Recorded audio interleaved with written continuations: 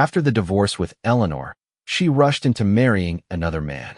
She thought I was still hung up on our years of love, that I'd crashed the wedding in a scene of emotional chaos. But to her surprise, I never showed up at all, because I had already left for another country to become a Doctors Without Borders physician. Only when Eleanor realized I had truly moved on, did she discover that she could no longer let go of me. Bright lights illuminated the building of the Liu Corporation. I was slowly escorted out, surrounded by people. Hey, that car over there must be Chairman Liu's, right? I looked up and met a woman smiling, almond-shaped eyes gleaming like spring blossoms. My heart skipped a beat. I smiled and walked over. She tugged me down and left a kiss at the corner of my lips. The crowd instantly erupted into teasing and envious laughter. Wow, isn't Chairman Li supposed to be away on a business trip? Can't believe she came to pick Peter up after work. They must be super in love. Obviously, they've known each other since childhood. Their bond is unbreakable. Oh, right, today's their 5th wedding anniversary, isn't it? Eleanor and I were the textbook definition of a power couple in our social circle. At age 11, my parents died in a car accident. Old Mr. Liu, who had been comrades in arms with my grandfather, adopted me. At 22, Eleanor inherited her family's pharmaceutical company, and I joined the company's research division. At 25, old Mr. Liu passed away. On his deathbed, with one last decisive gesture, he arranged our marriage. We had been married for 5 years. Eleanor and I always attended public events hand in hand, our words and gestures full of intimacy. Our perfect couple image left no room for malicious gossip or opportunists looking to take advantage. Every anniversary and birthday, Eleanor would go all out, making her affections known in grand public displays. Everyone envied our storybook romance. Eleanor took my arm and waved with a carefree smile. I'll be taking my man home now. Inside the car, just as I was about to speak, my slightly parted lips were suddenly kissed. I froze. After a moment, when I could breathe again, I frowned and asked, "You look like someone's taking photos." Eleanor whispered closely. So that's what it was. I almost misunderstood again. My chest ached faintly, and my face grew even more emotionless. Eleanor, unaware of anything, started the car in seemingly good spirits. Back at the Liu residence, Eleanor, Peter, it's been 5 years now, and you're still so loving and steady. When are you going to make me a grandmother? Sandra asked with a cheerful smile at the dinner table. Beside her, Martin nodded approvingly. Still a long way off, Mum. Eleanor replied casually and naturally. We're both busy, no rush. My expression remained unchanged, but my fingers tightened slightly around the fork. Everyone thought we were a loving, harmonious couple, even her parents, Sandra and Martin. But only Eleanor and I knew the truth. There wasn't even a hint of romantic love between us. That night, I stayed at the Liu home for the first time in a long while. As I washed my face, Eleanor was in the shower.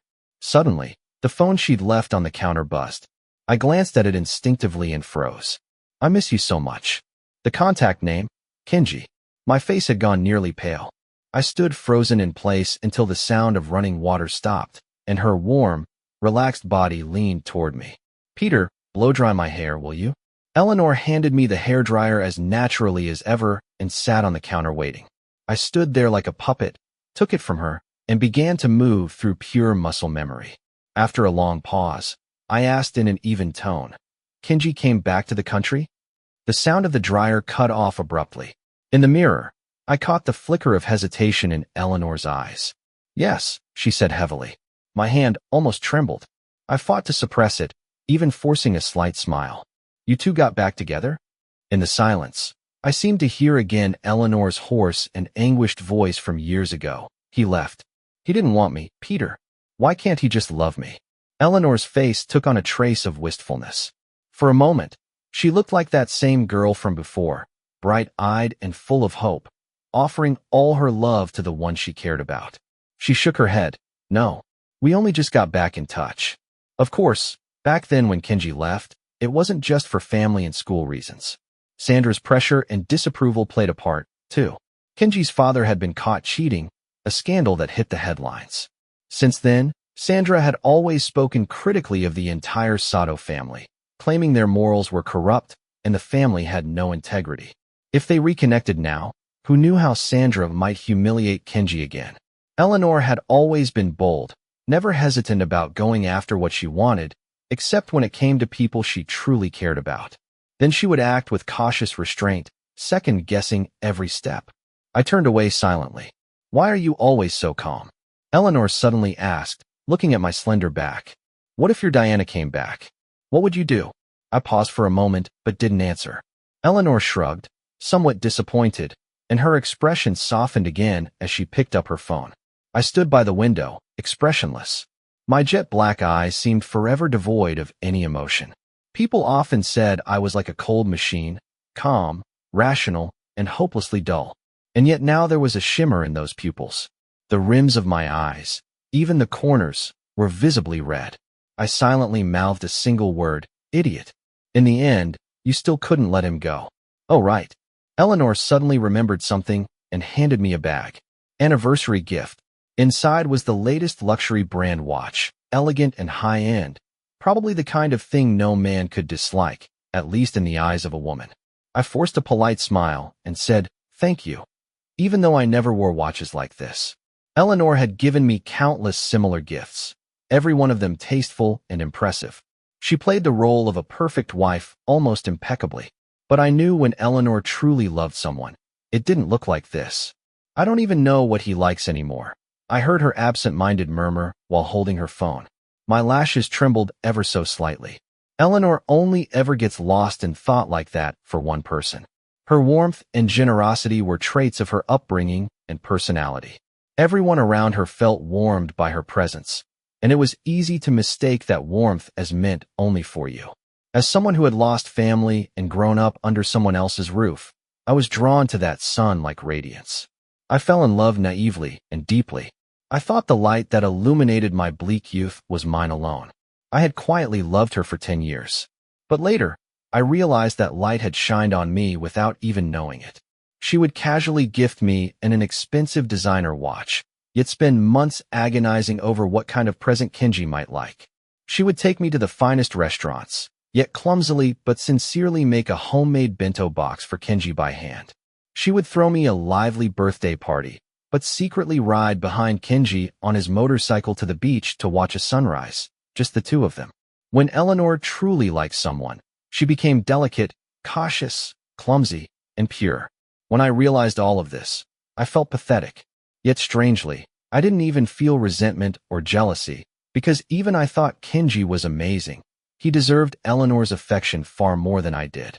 But why now? Right now, I'm her legal husband in name and law. Kenji had left her without a word 4 years ago, but the moment he returns and crooks his finger, her entire heart turns toward him again.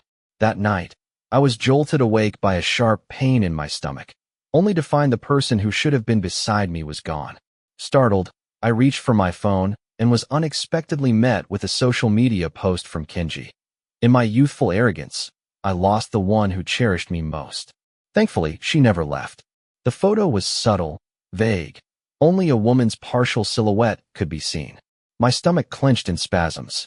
Cold sweat formed on my forehead. I stared blankly at the hand, barely visible in the photo, a ring clearly gleaming on one finger. But somehow I didn't feel like I had the right to accuse Eleanor of betrayal, because our marriage had always been a business deal from the beginning. Eleanor couldn't inherit anything unless she married me, and I, emotionally indifferent, didn't care who I married. I knew Eleanor agreed to it, not just for the inheritance, but also as an act of defiance against Kenji. I didn't mind being used. After all, who among us was truly noble? In the beginning, we maintained a courteous, contract-bound relationship. Our actual lives didn't change much. Then one night, after too much alcohol, we lost control and ended up in bed together. The next day, we didn't speak of it, but from then on, we silently accepted the physical comfort. I was gambling, waiting foolishly, hoping that time would turn familiarity into love. But in the end, I lost. Eleanor never fell in love with me. Those 5 years were like a dream I stole for myself. I never expected the dream to shatter so quickly. A month after that night, I opened my email and found a message from a paparazzi. There was a price tag along with attached photos. Eleanor arm in arm with Kenji, entering a hotel. I stared at the unmistakable backs of the two of them for 10 whole minutes, eerily calm. I transferred the payment to buy full rights to the photos. The man in the picture was tall and elegant, even more handsome and poised than when he was a youth. And me? I shifted my gaze to the reflection in the mirror. Disheveled hair from long days in the lab, eyes glued to data, face haggard and exhausted. When are you coming back? I sent the message to the person who claimed to be on a business trip. It took hours to get a reply. Not sure. Things are kind of busy lately. There was no need to lie, really. I stared at the message bubble and thought. Eleanor could have just said it directly, that she'd reconnected with Kenji, that the spark between them had reignited, that she still loved him. After all, we could have had a calm discussion and just gotten the divorce over with. My vision blurred for a second, then quickly cleared. I didn't have the right to hold on to anything. Leaving the lab, I didn't want to return to an empty house, so I wandered aimlessly along the streets. Suddenly, someone tapped my shoulder. Peter, long time no see. Under the streetlights stood a woman, gentle as moonlight. I blinked in surprise before recognizing her, Diana. Back in high school, Diana had also been one of the campus stars. But unlike the others, she didn't come from a wealthy or powerful family. On the contrary, she was a scholarship student from a humble background. Yet she was beautiful, kind-hearted, and exceptionally capable. She was just as well liked as the rich kids. But in Eleanor's eyes, Diana had one more identity, the girl I had a crush on. Seated at the restaurant, I suddenly recalled all the matchmaking mess Eleanor had caused under the guise of being helpful and felt oddly uneasy. It's been a while. When did you get back? I smiled and asked her.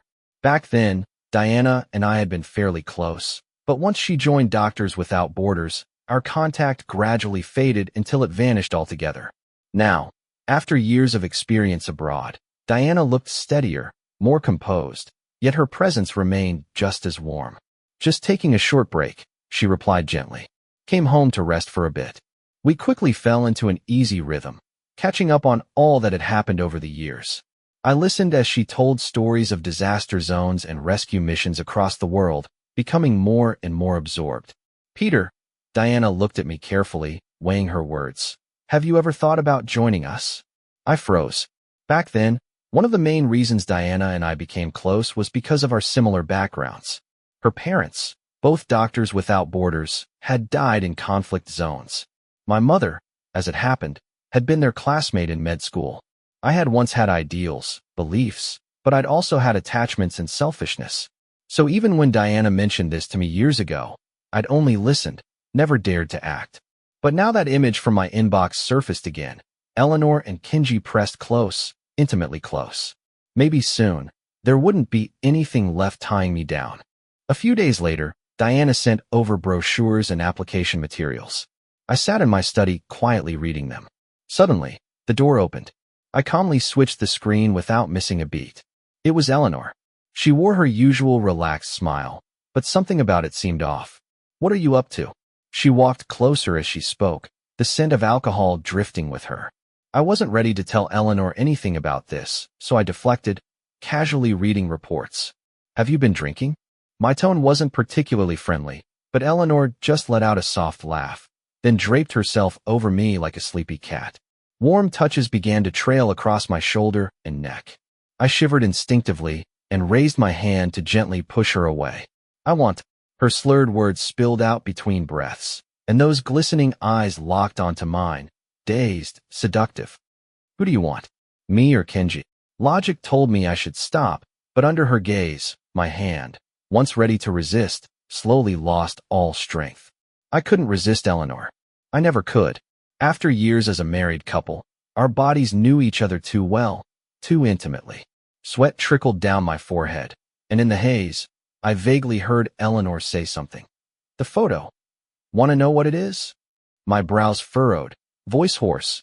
I asked, what? I met her eyes and suddenly sobered up completely, because in the middle of this act, her gaze was strangely calm, deep.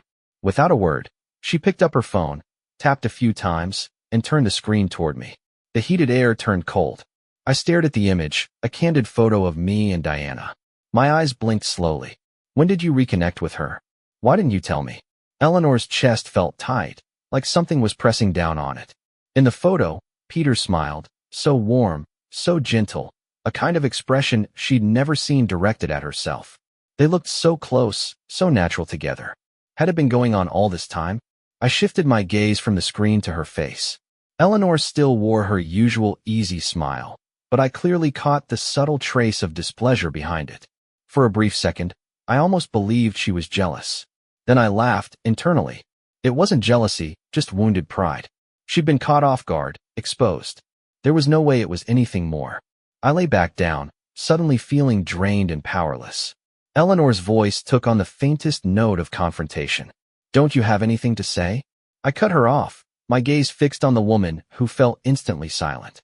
"I have photos of you and Kenji too. You two are back together. Congratulations." A flicker of panic and guilt flashed across Eleanor's face. I grabbed some clothes and stood up, heading toward the bathroom. But just as I moved, her hand suddenly caught mine. "Are you mad?" she asked. I paused for a second, turned my head toward her, and the corner of my lips curled up, faintly. "Mad? Why would I be?" I asked. "If you want a divorce, just let me know. I don't care about the assets or anything else." My voice was calm, almost indifferent, but only I knew how suffocating the pain in my chest was. Eleanor didn't let go. She stared at me for a moment, her gaze heavy, and then suddenly bit her lip and snapped. "You're really that eager to be done with it?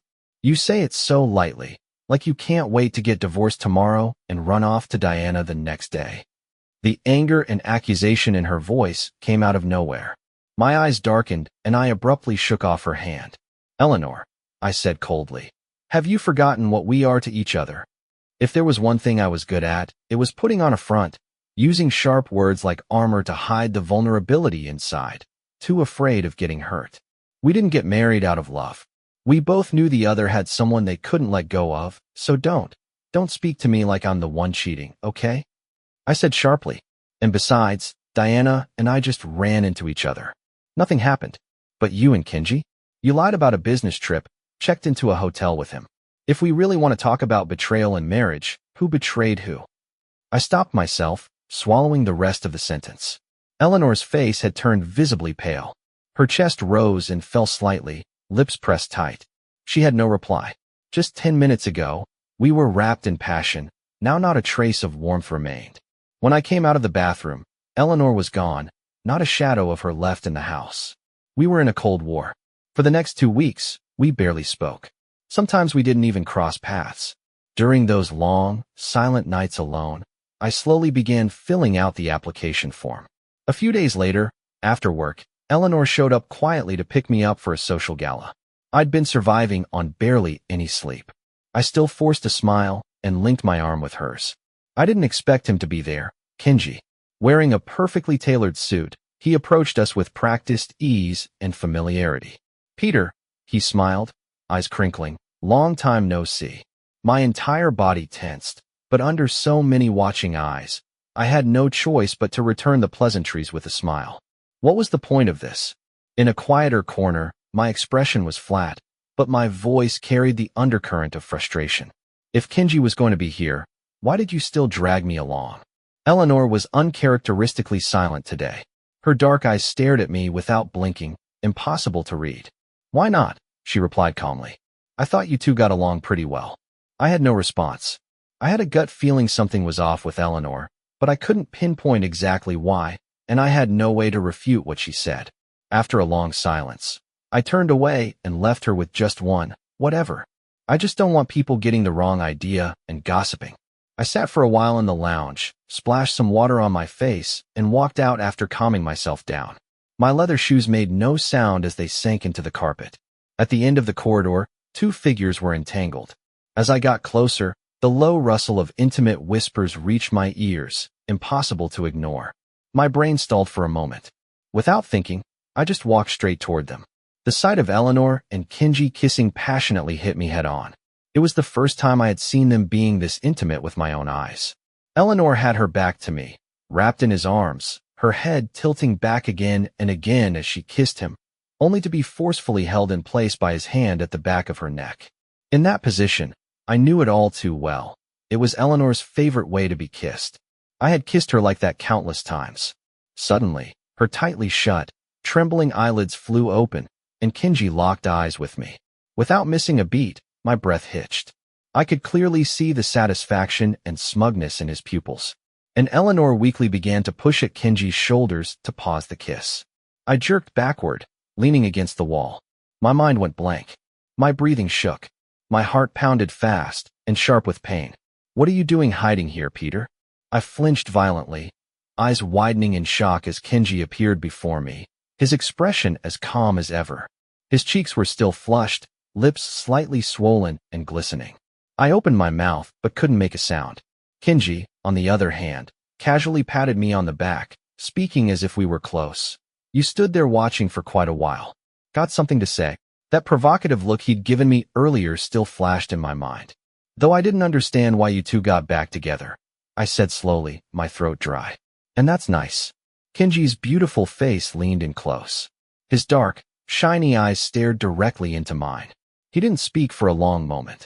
Peter, he finally said, voice soft as a drifting feather. All these years and you're still the same hypocrite. Do you even realize what I hate the most is that holier-than-thou act, like nothing ever gets to you? His voice trailed off to almost nothing. Then all of a sudden, Kenji grabbed my hand and slammed it into his own face. A red handprint bloomed across his cheek, and blood appeared at the corner of his mouth. Peter, Kenji shouted hoarsely, eyes blazing. Why the hell would you do this? I trusted you back then, and because of you, Eleanor and I spent years apart, because of some stupid misunderstanding. And now I'm back. Can't you at least let us be together properly? My arm, used without consent, still hung in the air. Then it hit me. I turned my head and saw Eleanor stepping slowly out from the side, handbag in hand. What are you saying? I stared at Kenji, my brows drawn tightly together. Kenji clutched my arm, looking aggrieved and on the verge of tears. You're still trying to deny it? When I went abroad years ago, I gave you the first watch Eleanor ever gifted me and asked you to tell her if she truly loved me, she'd wait. But what did you do? Kenji accused, voice rising. You never told her, did you? And you threw the watch away. Then you used the fact that Grandpa Lou liked you to get him to write up that engagement clause in his will. I stared at him in disbelief, twisting the truth, making things up out of thin air, and somehow making it sound convincing. A watch? A message? I was so furious, my hands trembled, clenching my fists tightly. I snapped back. Do you have any proof? Why would I even do something like that? What? Kenji, still with tears on his face, suddenly smiled. Peter, because you're in love with Eleanor. You were obsessed with her, weren't you? So crazy about her you'd do anything to get her. Like a thunderclap on a clear day, a roar filled my ears and I froze. A love I had hidden for over a decade exposed like this, in a moment so ugly and humiliating. My eyes drifted slowly toward Eleanor, who had remained silent all this time. My breath caught. Her eyes were filled with sorrow and disappointment, piercing through me like sharp glass. She believed him, and I realized with crushing clarity, it wasn't just now. Kenji had probably been feeding her this version of the truth again and again over the past few days, complete with fabricated evidence. That's why she'd been acting so off lately, like she had something she wanted to say but couldn't. A bitter laugh escaped my throat. So this was the reason you had me come here today? To see Kenji. The more absurd it became, the more I laughed. My lips curled with bitter irony. You wanted to see what dumb thing I'd do next to try and ruin your tragic little love story, didn't you? Kenji was still breathing hard, overcome with emotion. After a long pause, Eleanor finally spoke. So it's true. You really, all this time you were in love with me? Kenji went still. For a fleeting moment, an odd blankness crossed his face, but neither of us noticed. It was all too humiliating, too pathetic. I knew if I stayed a second longer, I wouldn't be able to hold back the tears. Who I love is none of your business anymore. My eyes were red, but my voice was calm and even. Eleanor, let's get a divorce. Without waiting for their reactions, I turned and walked away, my pace quick and firm. Only once I was in the back seat of the car did my body finally release the tension. My head hung low. A tear landed on my trousers, followed by a quiet, stifled sob. Diana had finally received my application for Doctors Without Borders. Overjoyed, she invited me to a cafe to talk more about the details. My eyelids had been puffy for days. Even when we met, swelling hadn't fully gone down, but I wore a neutral expression and even seemed oddly cheerful, discussing various plans with Diana in high spirits. Suddenly, a shrill ringtone interrupted our conversation. The caller ID read Sandra. I answered, and her overly calm voice came through the line. Peter, how are things going with you and Eleanor lately? Any fights? A half-drafted divorce agreement popped into my mind. I responded casually, why the sudden interest, Mom? Before she could come up with an excuse, Diana gasped softly from across the table. I looked up and saw her staring at her phone, stunned. After hesitating a moment, Diana flipped the screen toward me. A massive, glaring news headline crashed into my vision. Eleanor, CEO of Lou Pharmaceuticals, spotted at a private hospital's OB/GYN wing, accompanied not by husband Peter, but celebrity Kenji. Marital crisis confirmed. At the Lou residence, on the sofa sat Sandra and Martin, both with stormy expressions. Eleanor knelt in the center of the living room, her head bowed, but her back was perfectly straight. Young Master Wong is back. The housekeeper's voice finally broke the heavy silence. Eleanor flinched slightly and turned her head, meeting my indifferent eyes. I gave her only a brief, careless glance before looking away, but for some reason, that small gesture made her heart clench. It took her a couple of seconds to regain her composure. Sandra frowned and quickly pulled my hand into hers, her voice filled with guilt and concern. Peter, look at you. You've gotten so thin. I kept my eyes down and said nothing, but then Eleanor suddenly let out a cold laugh. Can't tell if you're trying to act pitiful or if you're actually feeling guilty. She spoke quietly, soft enough that only I, standing close, could hear the full extent of her sarcasm. I gave no reaction, only clenched my jaw tighter. Sandra hadn't caught the words, but she had seen her daughter's contemptuous expression, and it was enough to make her face darken with anger. What are you muttering about now? She snapped. After making a mess with that punk from the Sato family, do you still have any regard for us? Or for your own reputation? Martin quickly reached out to calm his wife and said grimly, Eleanor, your mother and I already had the press suppress the news. And you're going to end it with that Sato boy now. I don't care what's in your belly. It could be a damn mutt. We're not acknowledging it. Eleanor's face turned pale with rage. Her parents' tone was dripping with disdain, and it infuriated her. I'm pregnant. That's a fact you can't erase. We've already lost so many years. I wronged him once. I won't hurt him again. Her words were firm, and she would protect Kenji no matter the cost, even in his absence. What about Peter? Sandra shouted, her voice sharp.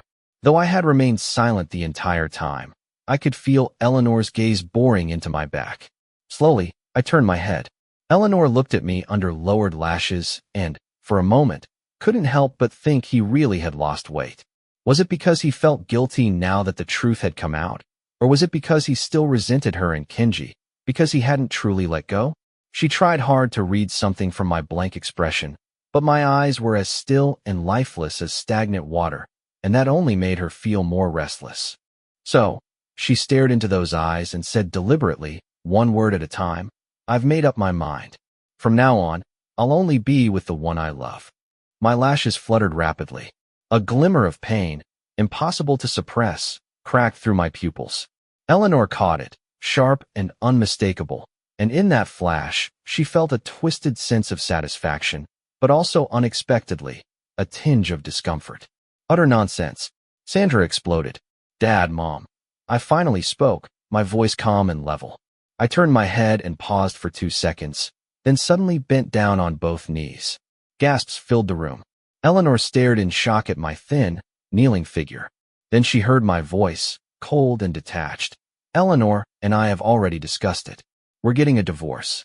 The room fell into a stunned silence. Eleanor opened her mouth but only managed a broken. Peter, what kind of stunt are you pulling now? Sandra was nearly in tears, panicked. Peter, I understand you're upset, but divorce? This is too far. We can still, Aunt Sandra. That word, Aunt, not Mom, hit her like a slap. Her eyes widened in disbelief. And Eleanor, still looking at my back, suddenly felt an ache tightening in her chest, but she couldn't figure out why. My face was pale, but I knelt with a straight back and spoke calmly. All these years, I've never forgotten how much I owe the Liu family for raising me. I'm truly grateful. Even after Eleanor and I divorce, I'll still visit you often. There's no love between Eleanor and me. We're not right for each other. Now that Kenji is back, just let them be together." I gave a small laugh. "Didn't you always say, Aunt Sandra, how much you wanted to be a grandmother?" Sandra's lips trembled, but she couldn't form a response. After a long moment, she muttered bitterly, "What a sin." Martin's face was dark, but he kept his voice as even as possible. "Whatever the case, Peter, get up first." I was halfway to standing when a hesitant voice echoed from the corridor. "Sir, madam, there's a visitor. It's Mr. Sato." I froze and turned to look. Kenji stood there, teary-eyed and pitiful, yet the moment our eyes met, I saw it. That flash of smug triumph, brief, sharp, and meant only for me. Even Eleanor seemed startled by his sudden arrival. Kenji rushed over to shield her protectively. "What are you doing here?" she whispered. His gaze dropped instinctively to her belly, clearly full of worry. The pregnancy had been a surprise even to her. She had been unable to resist the temptation of the one who had once been her unreachable teenage dream, but she hadn't really figured out what to do about their relationship. She had taken precautions, cautiously, so when she found out she was pregnant, though she'd put on a joyful front, she couldn't hide her inner panic. At the banquet, when Peter had coldly proposed divorce, Eleanor had assumed it was nothing more than wounded pride and embarrassment after being exposed, not something he'd follow through with. She couldn't believe someone like Peter, who had once gone to such great lengths, who had hidden his feelings for her for so many years, could let go so easily. But today, hearing him state his decision in front of her parents, hearing him call Sandra Aunt instead of Mom, she finally began to realize maybe she never really understood this quiet, unreadable man she had known for so long. Behind her, Kenji's hoarse voice broke in. "Uncle, Auntie, Eleanor and I truly love each other. I really love her. Since Peter doesn't want to be with Eleanor anymore, please let us be together." He was naturally handsome, and now with his reddened eyes, he looked even more sincere and deeply emotional. For a brief second, Eleanor's face darkened. She stared at me, expressionless, but I didn't even glance back at her. And so, this absurd farce finally met its end with compromise. I signed the divorce papers with Eleanor at an astonishingly fast pace and moved all my belongings out of the apartment. Eleanor, for some reason, grew oddly competitive. Seeing how businesslike and cold I acted, she said nothing. She didn't even flinch when, on the very last day I was packing, she openly brought Kenji to move in. "I don't like that painting," Kenji said, surveying the apartment and stroking his chin. "You'll need to change that. Oh, and this spot, too. That's gotta go." Eleanor smiled sweetly, agreeing to everything. I looked at the happy couple and couldn't help but curve my lips into a faint smirk. This apartment's layout and decor, we had once designed it together, every detail. But now none of it meant anything anymore.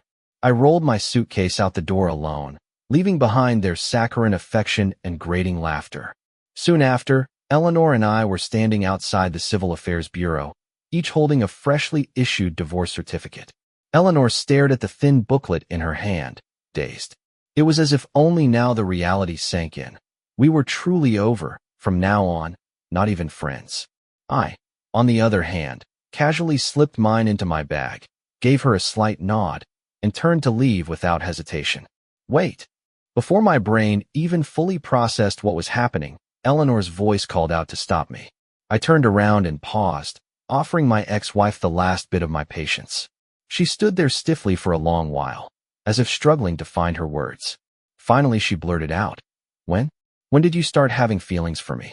I was caught off guard for a moment, my brows drew together briefly, then relaxed as I let out a soft, humorless laugh. "What difference would that make to you now?" I replied flatly. "Would knowing add some spice to your love life going forward?" Eleanor's face froze, a flash of irritation crossing it. "Was that necessary? If we're being honest, weren't you the one who wronged both me and Kenji?" I was silent for a long beat, then let out a soft chuckle. Without offering a single word in return, I adjusted the strap on my watch and made no move to stay. "If I sent you an invitation to the wedding, would you come?" Eleanor suddenly shouted toward my back, her voice oddly loud and uncertain. But by the time I pulled away in my car, she had received no answer. 3 months later, Capital Airport. Wearing simple clothes and no makeup, I pushed my luggage through the crowd, scanning my surroundings. Over here, Peter. A soft-spoken woman waved at me. I instantly smiled and walked toward her. Diana patted my shoulder with a teasing grin. Nervous? You ready for this? Through my shirt, I reached to touch the pendant around my neck, a keepsake from my late mother. Yeah, I nodded, grinning broadly. I'm ready. Ready to walk forward alone, for no one but myself. At the hotel wedding venue, Kenji sat alone in the dressing room. Dressed in a finely tailored suit, he admired himself in the mirror, clearly satisfied with how he looked. Thinking about how smoothly everything had gone, a pleased smile crept onto his face. Suddenly, there was a soft noise at the door. His movements halted, and through the reflection, he spotted a woman casually strolling in. Kenji whipped around, clearly irritated. What are you doing here? The woman, cradling her belly, walked up to him nonchalantly, a sly smile on her face. What? It's your big day? How could I not come? She leaned in and wrapped her arms around him. Babe, you look so handsome today. Kenji's cold expression faltered. After a few playful shakes from her, he gave in and let out a reluctant but smug smile. You're way too clingy, Mia. Don't mess up my hair. Mia let out a dramatic sigh. So handsome, and yet you're marrying another woman. My poor heart. Kenji gave her a side glance, half amused, half annoyed. You know damn well I'm doing this for you. If it weren't for you. He mumbled, but didn't finish the sentence. Mia quickly forced a smile, pulling his hand to her belly. Yes, our hero, she cooed, making such a huge sacrifice for our future as a family of three. Kenji looked down, his eyes soft with affection. He kissed her on the cheek. Just wait for me, Mia. Meanwhile, in the main wedding hall, dressed in her wedding gown, Eleanor stood quietly off to the side, her gaze drifting across the decor. She seemed distracted, but her eyes kept flicking back to the entrance again and again, as if she were waiting for someone. Well, what's the bride doing hiding out here all alone? A playful voice broke through the silence. It was Sophie, Eleanor's longtime best friend. She wrapped an arm around Eleanor's shoulder, following her gaze toward the doors. Let me guess, Sophie said with an annoyingly teasing smile. Don't tell me you're waiting for someone. Could it be our dear Peter? Eleanor's expression didn't change. She shot Sophie a sideways glance, but didn't respond. Sophie had been a heartbreaker since they were kids, falling for one guy after another. Her relationships never lasted more than 3 months. Back in high school, she'd even had a fleeting crush on Peter. One time, they were all hanging out together, and Sophie had a little too much to drink. Her mouth got ahead of her brain. Just look at Peter, all clean-cut and proper in that boring school uniform. Honestly, I've never played with that type before. Just wait, you guys, watch me. Her words were cut short as she crashed onto the table, knocking over a bunch of bottles. Groaning, fuck, Eleanor, what the hell? Young and delicate as she looked, Eleanor stood there with an ice-cold expression. The slap she'd just delivered had left her fingers flushed and trembling with restrained fury. Her breathing was sharp and uneven. Let me make this clear, Sophie, she said, her voice cutting. Don't touch Peter. With that, she turned and stormed off, ignoring any idea of friendship. Still sitting on the floor, Sophie rubbed her face with a wince. I was just joking. I didn't do anything, she shouted after her. What is it with you? Isn't loving Kenji enough? You want Peter too, Princess Lou. Now, years later, the memory suddenly replayed itself in Sophie's mind. She clicked her tongue. Back then, Eleanor had been so head over heels for Kenji. Everyone thought they'd end up together for sure. But just like that, she turned around and married Peter instead. And while close friends knew Mr. Lou Sr. had probably arranged some of it, over time the couple had seemed genuinely affectionate. Even outsiders began to believe they had fallen in love for real. Who could have seen this coming? Kenji returned, and suddenly everything flipped. Men, you really went all in, Sophie sighed. Divorced fast, remarried even faster. Got back together with your teenage dream, and now a baby on the way. You're moving at like 800x speed. Eleanor didn't respond for a long time. Then she said quietly, my love life isn't yours to comment on. Miss Kim. All right? Sophie wasn't offended. She just shrugged. As long as you don't regret it, and Peter's heart's not broken, then hey, happy ending for everyone. Nothing for me to complain about. No regrets, no heartbreak. Suddenly, Eleanor's mind flashed back to Peter's indifferent eyes, that distant silhouette as he walked away. She couldn't help herself. She pulled out her phone and opened a chat window. "Where are you? Are you really not coming?" But all the way until the last guest left and the wedding was over, not a single word came back. "Peter, over here." I was standing in the modest hospital cafeteria, tray in hand, scanning the room when I spotted Diana waving at me. Smiling, I made my way over only to notice someone unfamiliar sitting beside her. "Allow me to introduce you," Diana said, gesturing with her open palm. "This is Dr. Wong. Peter just joined us recently and already showing outstanding skill. And this," she added, patting the woman next to her on the shoulder, "is an old friend of ours, a war correspondent, Anna." Anna smiled warmly. "Nice to meet you, Dr. Wong." I nodded politely in return, not thinking too much of it, but instinctively my eyes swept over her. In a place ravaged by conflict, even the most refined souls inevitably take on a rough edge. I myself hadn't washed my hair in days and had just resigned to wearing a cap. I'd come straight from multiple surgeries, my eyes puffy, my face worn out. But Anna carried an oddly serene presence. Her clothes were tidy and crisp, her movements unhurried and composed. Probably some rich young lady here to experience life, I thought absent-mindedly as I shoved a mouthful of food into my mouth. Then again, even if the emperor himself showed up, it wouldn't matter to me. "Dr. Wong," a nurse rushed into the cafeteria, heading straight for me.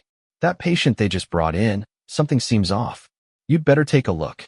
I immediately swallowed a few more bites and replied, "Got it. I'll head out first," I said quickly, nodding as I grabbed my tray and made a fast exit. The two women watched me leave, my figure all business and purpose. Diana turned her gaze back, grinning mischievously. "Wow, looks like he has zero recollection of you." Anna didn't look away until Peter had fully disappeared. Her tone was calm, unaffected. "That's normal. We never really interacted directly anyway." Diana smirked. "Never interacted?" "Sure. But that didn't stop you from pining for him all these years. You came back from overseas, heard he joined up, and suddenly made such an effort to tidy yourself up just to make a good impression." Anna had no response. She just took a sip of water in silence. Today might have been the first time Peter met her, but for Anna, her impression of him had been sealed for years ago. Back then, she wasn't yet a war correspondent, just a restless spirit roaming the world with her camera, capturing everything that spoke to her.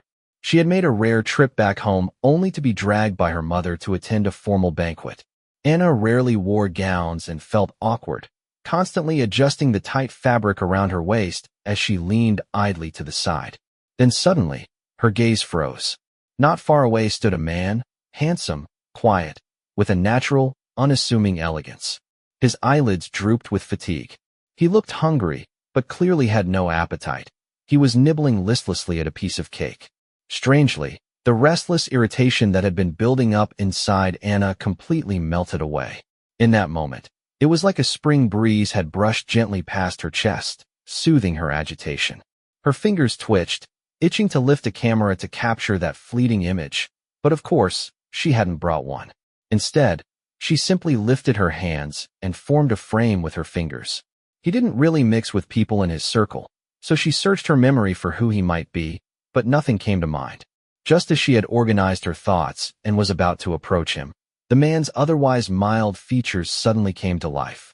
Though his expression remained mostly neutral, Anna could swear his eyes lit up.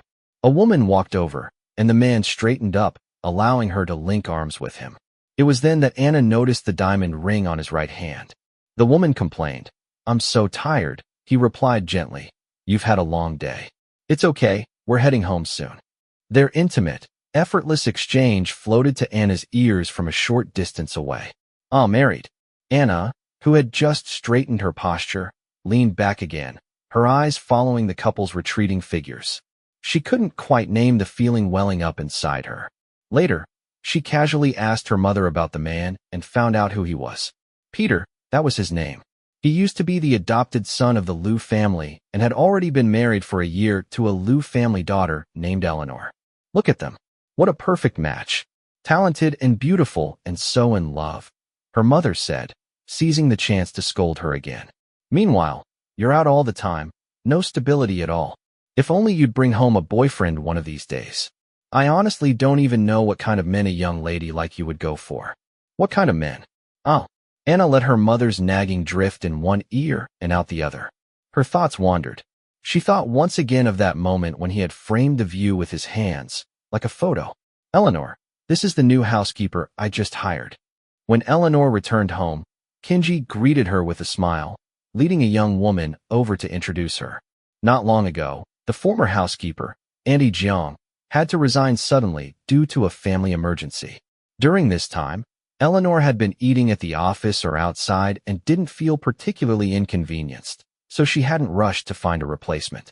She gave the new housekeeper a casual glance. The young woman was dressed formally, with just the right expression of humility on her face. Yet somehow, Eleanor felt something odd about her overall presence. Hello, Chairwoman Liu. I'm Mia. In the instant their eyes met, Mia's gaze seemed to flash with a hint of provocation and disdain, but it was gone in a blink. When Eleanor looked again with a frown, there was no trace of it. Maybe it's just fatigue making my nerves fray, she told herself silently. She rubbed her temples and turned slightly, preparing to go upstairs. If you think she'll do, keep her. Eleanor climbed the stairs absent-mindedly. Naturally, she didn't notice behind her, the so-called new housekeeper's hand was brushing along her husband's arm. Kenji glanced back with a smirk, silently brushing Mia's hand away. Behave yourself. Eleanor had been heading straight for the bathroom to shower, but for some reason, she stopped in her tracks when she passed by the study. There were originally 2 studies in the house, since both people used to have busy work lives. But now Kenji had no need for a study, and this room had been left unused. Eleanor stood at the doorway for quite a while, her hand hovering uncertainly over the doorknob. She lowered her eyes and slowly opened the door. The housekeeper cleaned regularly, so the room wasn't covered in dust like an abandoned space. Standing by the door, Eleanor looked at the empty room and for some reason felt a hollow sensation in her chest. She walked inside and suddenly remembered that night a few months ago. She had received a photo of Peter meeting with Diana, and her mood had instantly soured. When she got home, she had impulsively slept with Peter and questioned him about that meeting. Why had she done that? Was it her possessiveness acting up? Eleanor sat down in the chair, leaning back, and scenes of Peter working diligently at the desk began to surface in her mind. He had always been that way, whether as a student or later in the research lab. He had always been meticulous and focused. Eleanor had once thought he was dull and boring, but sitting here now, she found herself overwhelmed by something that felt a lot like longing. She was still dazed when Kenji's bright voice called from downstairs. Honey, come down for dinner. Eleanor snapped out of it, suddenly feeling a pang of guilt. She shook her head, brushing away those untimely thoughts and emotions. Don't think about it anymore. What she needed to do now was to cherish Kenji properly. Thud. Standing in the suddenly pitch-black bathroom, my hair still full of foam, I froze in place. What the hell? Power and water outage. I quickly wiped the water off my body and threw on a loose t-shirt and shorts. I walked around the room. I couldn't find anything to rinse the shampoo from my hair. Helpless, I pushed open the door, planning to go out and see what was going on. My shoulder jerked back. Suddenly, I had just bumped straight into someone holding a lantern. Oh, Anna. The woman looked startled, too, by the door opening so suddenly. After a pause, she replied, That's me. There was an issue with the main switch. I wasn't sure if you were affected too, so I came to check. My room's pretty close to yours. She tilted her head and pointed just over there. I followed her gesture, nodded in understanding. Okay, thanks.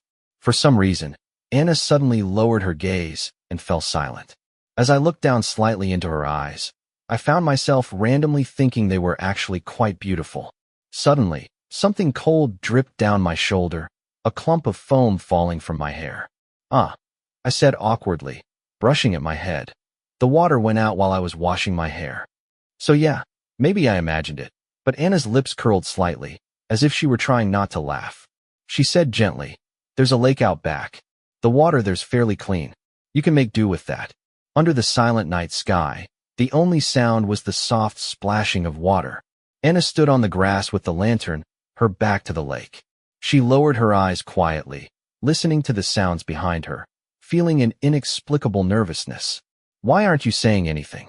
I stood in the lake looking at her slim silhouette. Let's chat a bit. Anna paused for a moment, then asked thoughtfully, why did you come here? Diana told me you used to work in a lab. I've heard about some of your research. It's impressive, she added sincerely. Maybe it was the bright stars or the soft night breeze. Something in me relaxed. Her rare openness put me at ease. I've actually always wanted to come. My mom, she used to talk about this dream all the time. When she mentioned her classmates and friends, it was always with admiration. But she gave it up for me and my dad. As I poured water over myself, I murmured almost absent-mindedly. I gave it up, too. For a time, I buried that dream completely. Anna listened quietly, then suddenly blurted out, was it because of someone you loved? The moment she said it, she regretted it and quickly tried to take it back. Sorry, I didn't mean to. It's okay. I was slightly taken aback, but not angry. I even smiled. You're not wrong. That's exactly why. Did Diana tell you? Yeah, I was married before. I only came here after the divorce. It had been a long time since I'd last thought of Eleanor. Now that her name had come up, I was surprised by the calm I felt inside. No heartbreak, no turmoil, just a faint, unavoidable sense of wistfulness. Anna's voice was soft. Why did you two divorce? Because she didn't love me. Behind me, the sound of water stirred, and slow footsteps approached. I came out of the lake with a towel draped over my head, still dripping slightly. Anna froze, instinctively turning away, but then she seemed to realize something and quickly turned back. Sorry. Uffed. I couldn't help laughing. For some reason, she seemed kind of adorably awkward. It's not like I'm naked or anything. You don't have to be that cautious. Anna tugged awkwardly at her earlobe, her ears slightly red with heat. After a couple of seconds of silence, she brought the topic back up. What you said earlier, what did you mean? Exactly what it sounded like. Our marriage was a bit complicated, I explained as I dried my hair. Basically, it wasn't mutual love. She had someone else she cared about. Anna's gaze unconsciously dropped to a droplet of water on my neck. It clung there a moment before slowly tracing down my skin and disappearing into my collarbone. But you did like her, didn't you? Was it painful? I looked down as if thinking it over, then smiled. Whether I liked her or not, I guess it doesn't matter all that much. Either way, it passes eventually. I draped the towel around my neck and tilted my head back, eyes reflecting the sky. Wow, there are so many stars tonight. They're beautiful. Anna only glanced up briefly before her eyes returned to me. She looked at my tilted profile and softly responded with a quiet, Suddenly, I felt something settle on my shoulders. I turned my head and blinked in surprise, my hands automatically catching the towel now draped over me. Anna's delicate face was close, her ears clearly flushed red. It gets cold at night, she explained, and you're still dripping wet. Use this first. Oh, okay. I suddenly felt a bit dumb, stumbling over my words. I hadn't been self-conscious earlier, being shirtless and all, but now unexpectedly, I felt a little embarrassed. There was a faint scent lingering on the towel, Anna's scent. We walked back to the house in comfortable silence. At the door, we stood still for a moment, looking at each other across the small space between us. Good night. We spoke in unison. Top floor of the Lou Corporation. Eleanor was working at her desk when a sudden, sharp pain stabbed through her lower abdomen. Just then, Sandra walked in and let out a terrified scream. Eleanor, are you okay? Eleanor collapsed to the floor, clutching her stomach, struggling to speak through the pain. She gasped, Kenji, call Kenji.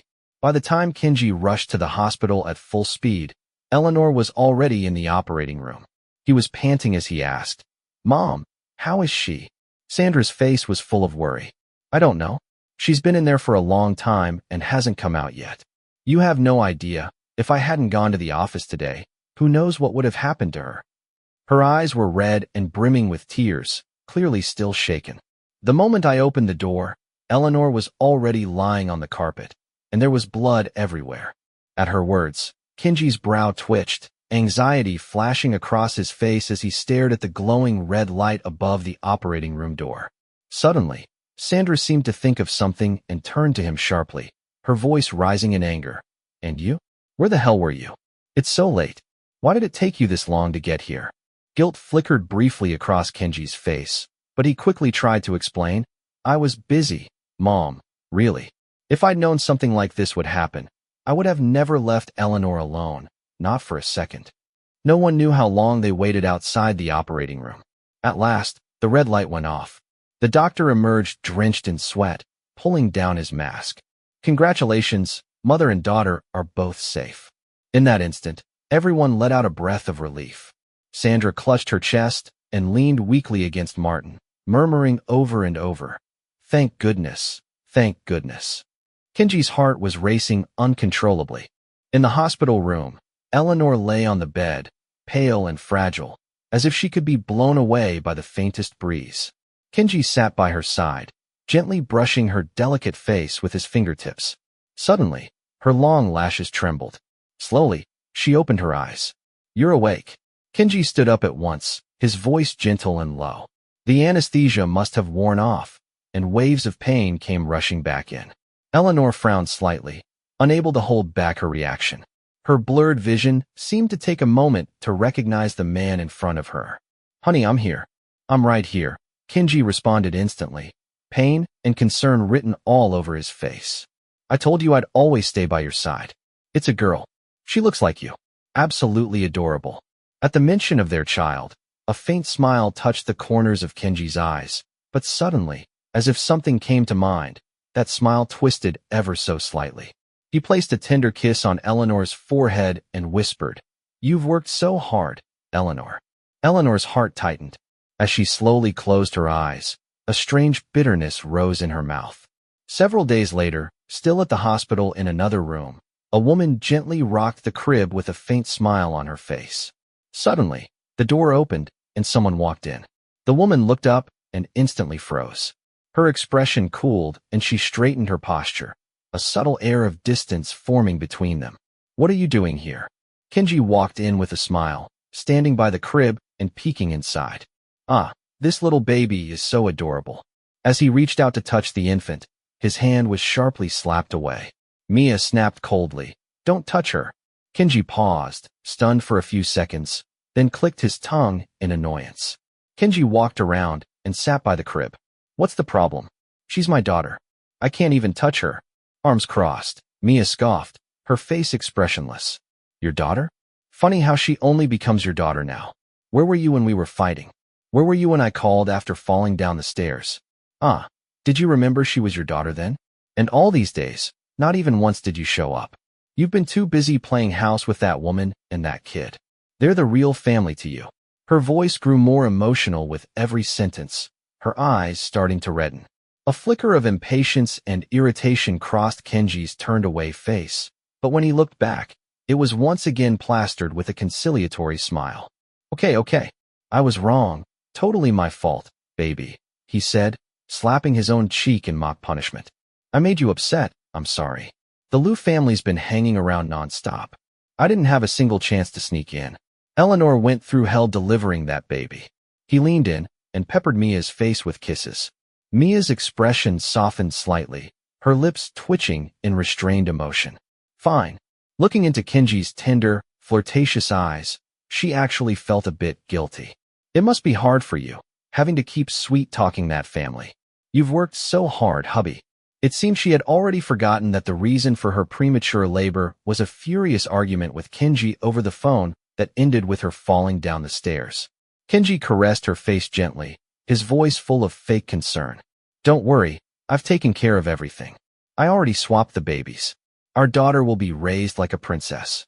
Mia's cheeks flushed red as she wrapped her arms around him in satisfaction. Suddenly, a buzz came from her pocket. She slipped out of Kenji's arms and checked her phone. "Who is it?" he asked. "No one," Mia replied calmly. "Just an old friend." Her fingers flew across the screen as she quickly replied, then turned back with a sugary smile and threw her arms around Kenji again. "Maria, baby, when are you coming over? I miss you." "In the next couple days. Prepare some pretty ones for me." Knock, knock, coming. I opened the door and froze for a second. "Anna, what's up?" She wore a soft cotton linen shirt, a gentle smile playing at her lips as her eyes curved in a warm arc. "There's going to be a bonfire party tonight," she said. "It's hosted by the locals. It's your first time here during one. Want to go?" Lately, things had been relatively peaceful, fewer injuries, fewer emergencies. It was the most relaxed time since I'd arrived. Everyone's spirits had eased, if only temporarily. I blinked a little hesitant. But I don't really know how to dance, Anna. That's okay, Anna replied softly. You can just enjoy the atmosphere. We locked eyes for a moment, and in hers I caught a flicker of anticipation, maybe even nervousness. My heart skipped a beat. My gaze wavered. Well, all right then. I pulled out a patterned shirt from the wardrobe. It was a gift from Mara at a local market, and I'd never worn it before. To be honest, it wasn't really my style. I'd always been reserved, low-key, not someone who suited this sort of thing. But staring at the shirt in my hands, I made up my mind. Nightfall, bonfire music. Diana leaned casually against a chipped table, a beer in hand. She cast a sideways glance at the woman beside her and smirked. You look nervous. Anna stiffly denied it. Why would I be nervous? Is Peter coming? Diana teased, looping an arm around her friend's neck. You invited him yourself? I swear the vibe between you two has changed recently. Don't tell me your wish is finally coming true. Is there something you're not telling me? Anna's mind instantly went to the night of the blackout. She pressed her lips together. Don't say weird things in front of Dr. Wong. Yeah, I know. Diana took a sip of beer, then turned and her eyes lit up. She raised her hand. Peter. Anna instinctively straightened her back and turned around. Naturally, I walked over quickly. Still slightly out of breath, I gave a bright smile, teeth white in the firelight. Sorry, I'm a little late. Anna's breath caught. Her eyes didn't blink as they landed on me.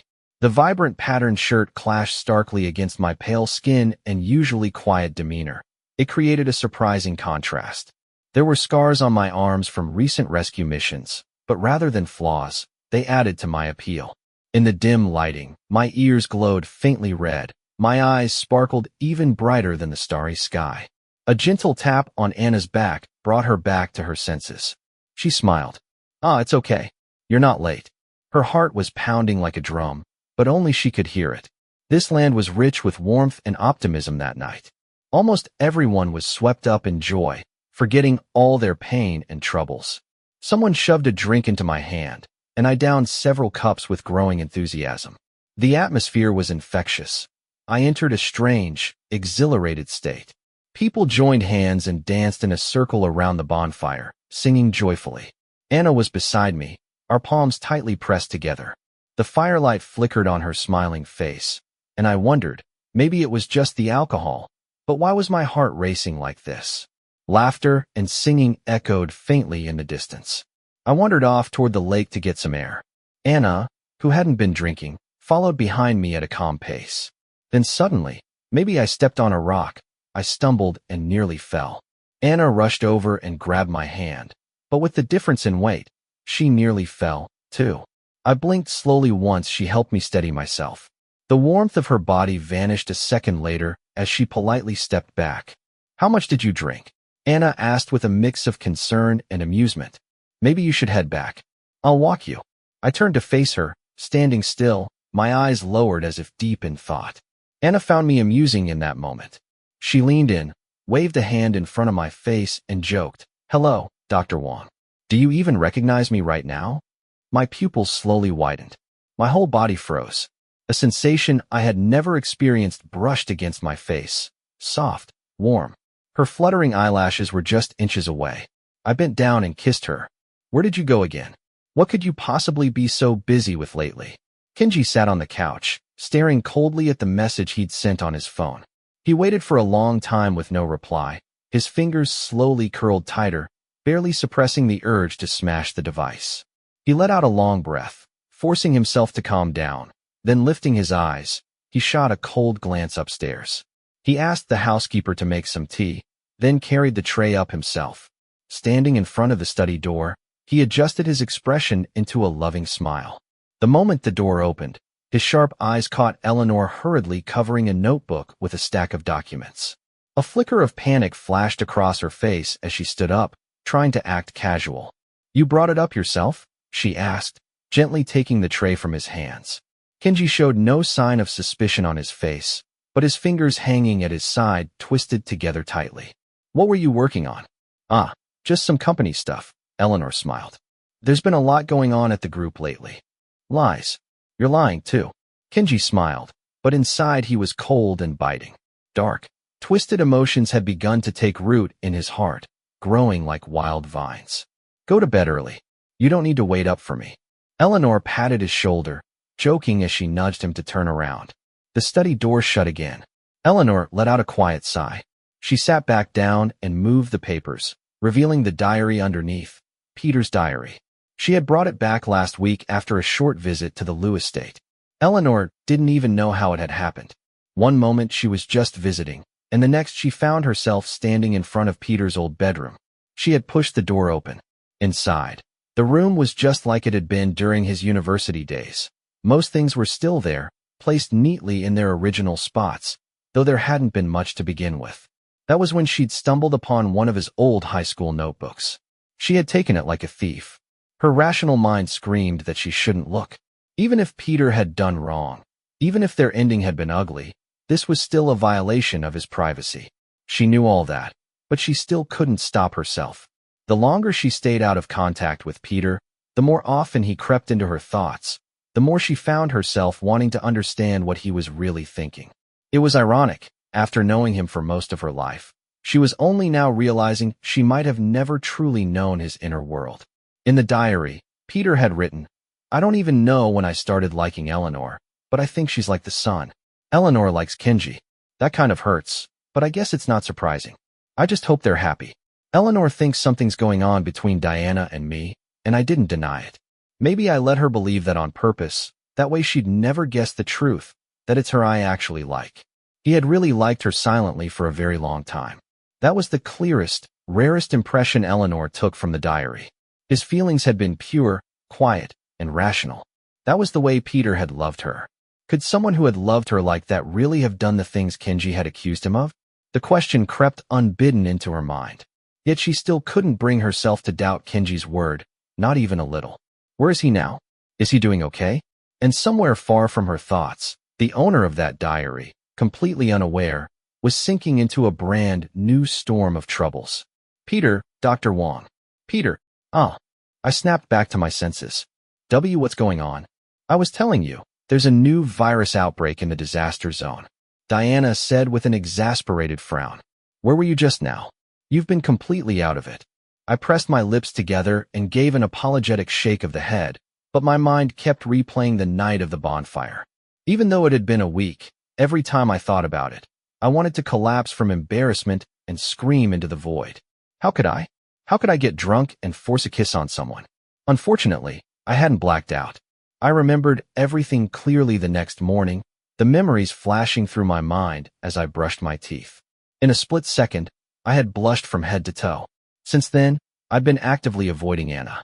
I didn't even have the courage to see how she had reacted or what she might be thinking. Diana glanced at me. Mumbling to yourself? You and Anna have been acting really weird lately. Both of us stayed silent, continuing to eat with our thoughts miles away. Then chaos. A nurse came running over, panting, her face filled with panic. Sue. Reporter Sue, something's happened to her. She might have been infected with the virus. By the time Diana and I got there, Anna had already been locked inside an isolation chamber, waiting for the test results. The room had a transparent wall. You could clearly see Anna sitting on the bed, staring off into space, looking a little bored.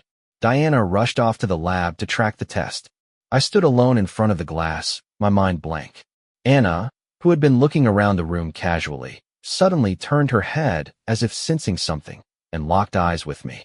She froze for a second, then immediately got up and walked over. I had no idea what kind of expression I was wearing, but Anna looked up at me through the glass, her gaze filled with calm and a trace of helpless reassurance. Her lips moved. She was saying something. My limbs were stiff, my reactions slow.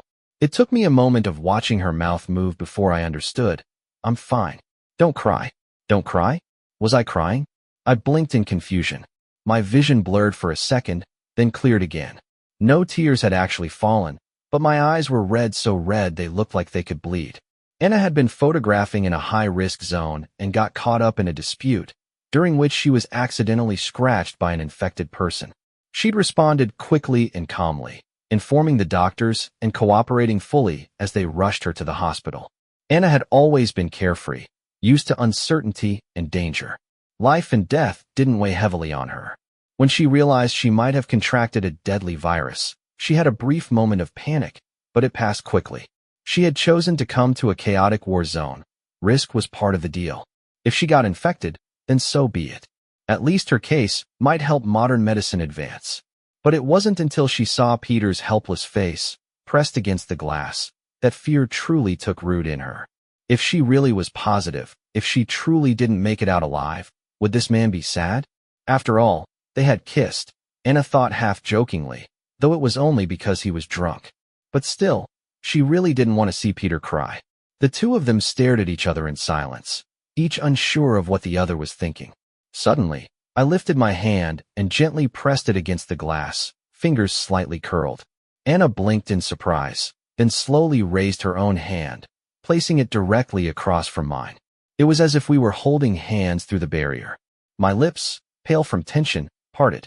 I leaned close to the glass and said, one word at a time, "Anna, when the results come out, no matter what they are, I have something I want to tell you." I spoke loudly, so from inside the isolation chamber, Anna could vaguely make out the sound.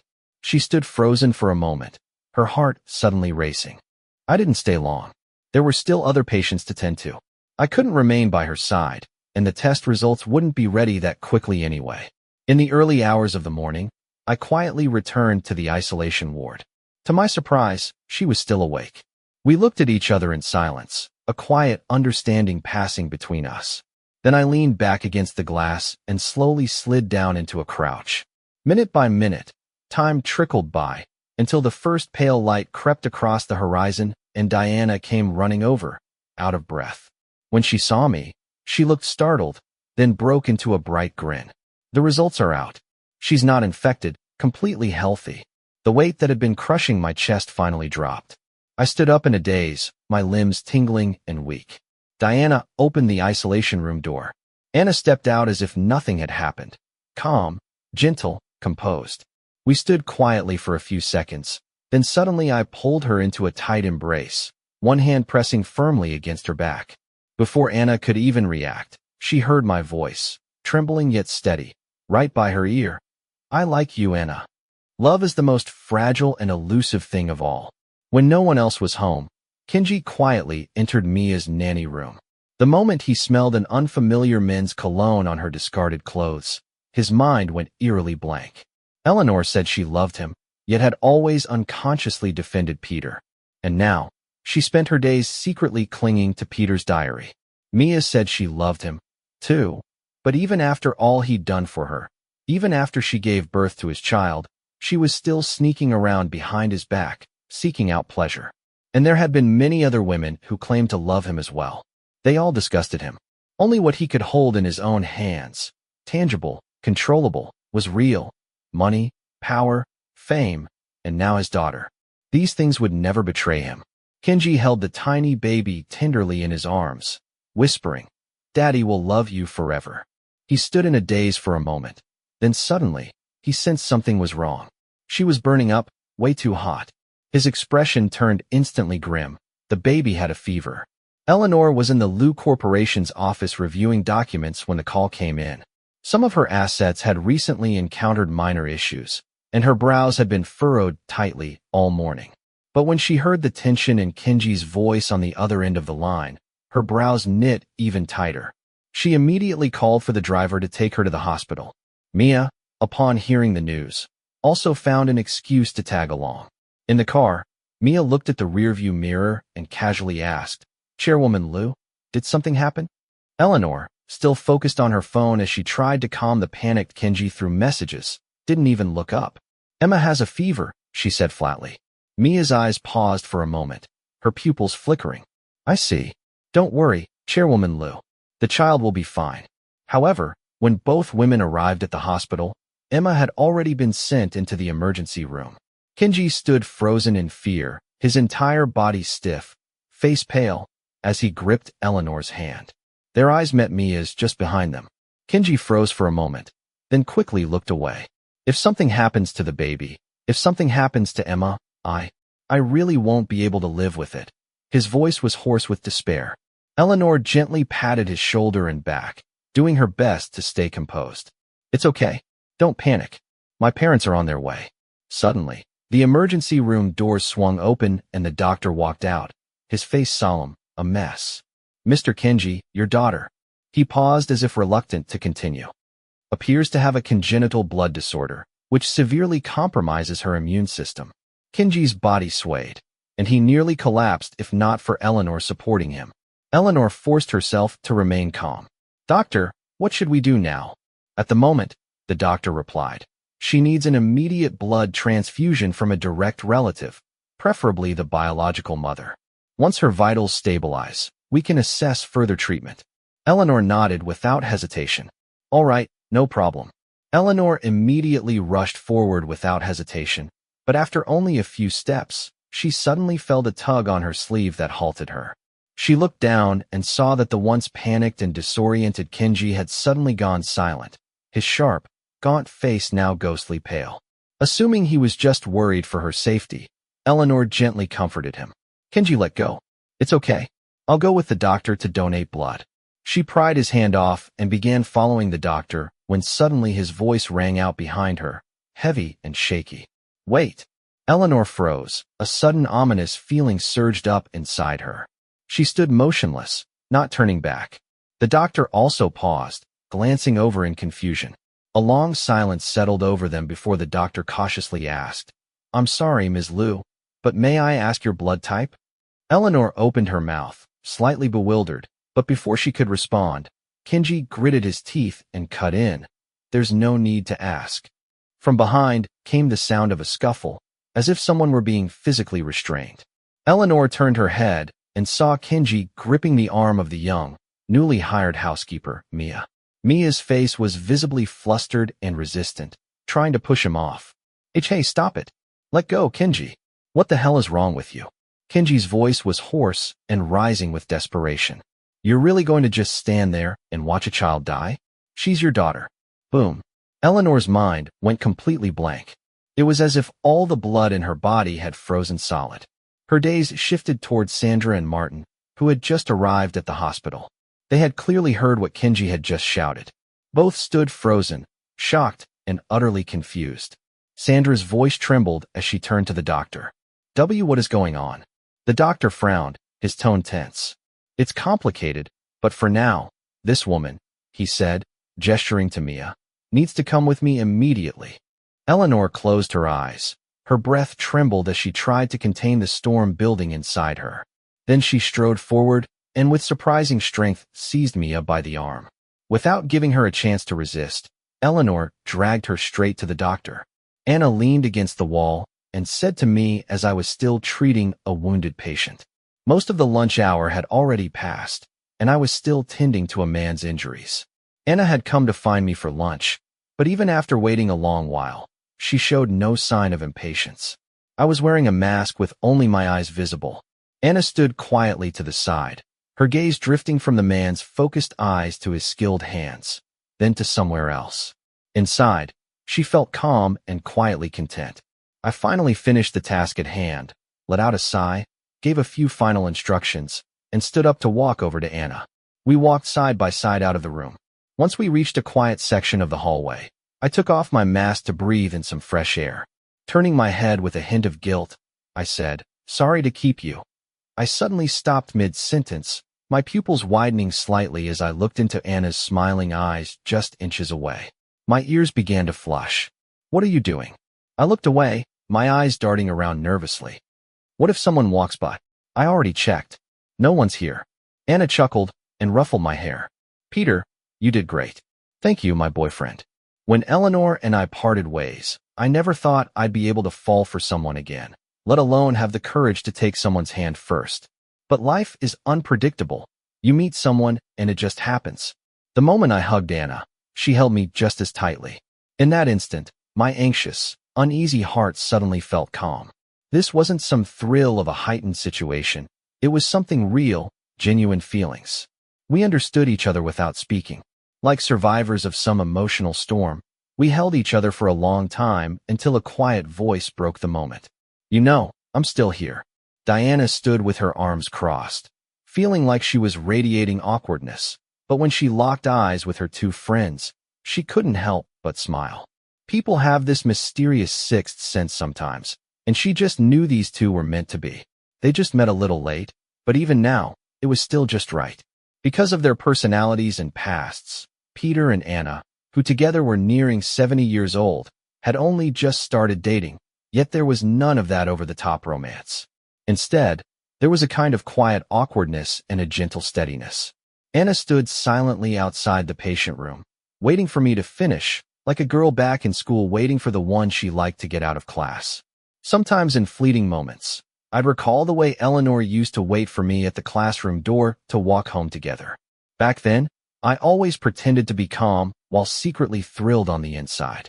Now when I remember those times, I feel nothing really, maybe just a nostalgic sigh for youth. And maybe a bit of curiosity. What kind of girl was Anna when she was a student? One quiet evening, as we walked hand in hand under the night sky, I couldn't resist asking her. Anna thought for a moment and laughed. Probably kind of pretentious. "Don't laugh," she said, glancing helplessly at me as I burst out laughing. "I'm serious." Looking back now, I think I was super cringy and immature. I used to think I was so clever, read tons of books, and believed I was above it all, detached from the world. But it wasn't until I became a war correspondent that I truly realized how small and fragile life is, and how precious peace can be. I nodded thoughtfully, almost involuntarily, imagining a younger, slightly arrogant Anna, and the way she slowly softened with time. "What about you?" Anna swung her hands. "Me?" I was lost in thought for a second. I thought for a moment, then said, "Introverted, quiet, always had my head in books. Pretty boring, honestly." Then I smiled. Maybe the only thing remotely teenage about me was having a secret crush.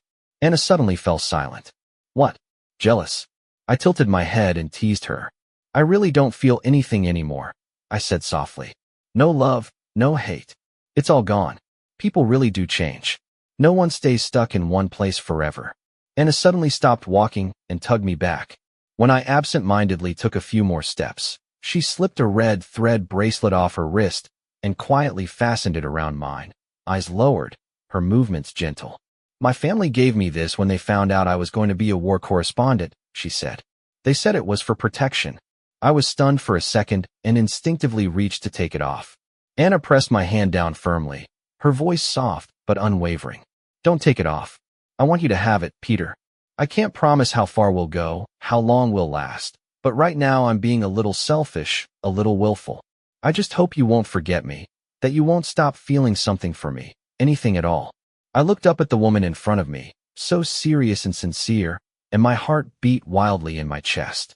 I've always been the rational, composed type, but in that moment that night, a thought echoed quietly in my mind, that I wanted to be with this woman for the rest of my life.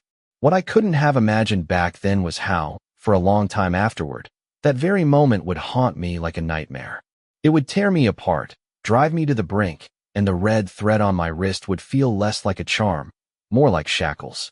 At the cafe downstairs from the hospital, Eleanor and Kenji sat facing each other. One stared down at the table, the other looked out the window. Neither of them spoke for a long time. Emma had finally been transferred out of the ICU. After several days, her condition was stable now, and so Eleanor and Kenji finally had time to lay everything out. Eleanor hadn't had a full night's sleep in days. Dark circles shadowed her eyes, bloodshot and weary. Her face looked utterly worn out. "I've been going through my assets these past few days." Eleanor suddenly looked up at Kenji, breaking the heavy silence. Kenji's long eyelashes trembled. His already pale face turned even whiter. "There are a lot of strange gaps. Missing funds, hidden transactions." She blinked slowly, exhaustion heavy in her voice. "If I hadn't deliberately gone looking, I probably wouldn't have noticed." She paused for 2 seconds. "It was you, wasn't it? You gave it all to her, Mia." Even just saying that name made Eleanor's breath catch painfully in her chest. "Why did you do it? Why?" That was the one question that had haunted her through countless sleepless nights and still made no sense. Kenji's lips pressed into a thin line. His profile looked cold and stubborn. He slowly turned his head to meet Eleanor's eyes. His lips moved slightly. "Because I hate you, Eleanor. I really, deeply hate you." Kenji suddenly laughed. "You keep saying you love me, but did you ever really see me? Do you even know what kind of person I actually am?" You just projected your own emotions onto someone who fit your fantasy. His breath came quicker. Peter, and you both of you disgust me. He clearly liked you, but he had to pretend like he didn't care, putting on this self-righteous act, like he was starring in some tragic, unrequited love drama. Have you ever seen the way you act around Peter? Eleanor, you're a damn fool. After all these years, you still don't even know who you really love. Kenji remembered it clearly, one of his birthday parties back in high school. Everyone had gotten a little drunk from all the fun. At the end of the night, Eleanor took Peter home. Kenji had stood behind them, watching Eleanor half carry the stumbling Peter with a mix of annoyance and helplessness. You idiot, she muttered. Can't hold your liquor and still keep drinking. My mom's gonna yell at me for this. You talk too much, Peter slurred, his head resting sleepily on Eleanor's shoulder. The ones involved are always blind. It's the bystanders who see things clearly. And Kenji was the bystander who got dragged into it. He had stood there expressionless, but his fists at his sides were clenched so tightly his nails dug deep into his palms. Later, he met Mia. Drawn to her dangerous, seductive energy, he fell completely for her. But then Mia got hooked on gambling, racked up a huge debt. Kenji's family never cared much about him and Mia. She had no way to pay it back herself. As he stood in frustration trying to find a way out, he saw the news about Eleanor and Peter. That's when the plan was born. Eleanor sat there listening to Kenji's voice, sometimes resentful, sometimes laced with mockery, and felt a growing panic and confusion swelling inside her. And my daughter? She asked, her voice cracked, dry and hollow. Relax. We're not that heartless, Kenji said coldly. She's being taken care of. What you said about Peter? Eleanor's voice was barely a whisper. Kenji smirked, pure contempt on his face. Obviously a lie. I just made it up. That idiot really believed you and I were in love. He even gave us his blessing. Can you believe that? Absolutely revolting. Eleanor's breath caught. It felt like a hand was slowly squeezing her heart, tighter and tighter. A flood of memories surged through her mind. The flat, uneventful years of their marriage. The way Peter looked when he was misunderstood. His journals. So many things, scene after scene, clear and cruel. Her eyes reddened, and the fists resting on her knees slowly clenched. It was only in this moment that she finally realized she really missed Peter, and she truly, deeply regretted everything. When Eleanor received Diana's call, she was both confused and emotionally unsettled. After all, for 4 years she had believed Diana was Peter's unattainable true love, the one he had always carried a torch for. She recalled things she had done in the past, and the feelings that had come with them, and only now in hindsight realized maybe she'd been jealous back then. She just hadn't known it. Her voice was distracted. Hello, what is it? Diana's reaction on the other end was strange. There was a long silence before a hoarse, dry voice finally spoke.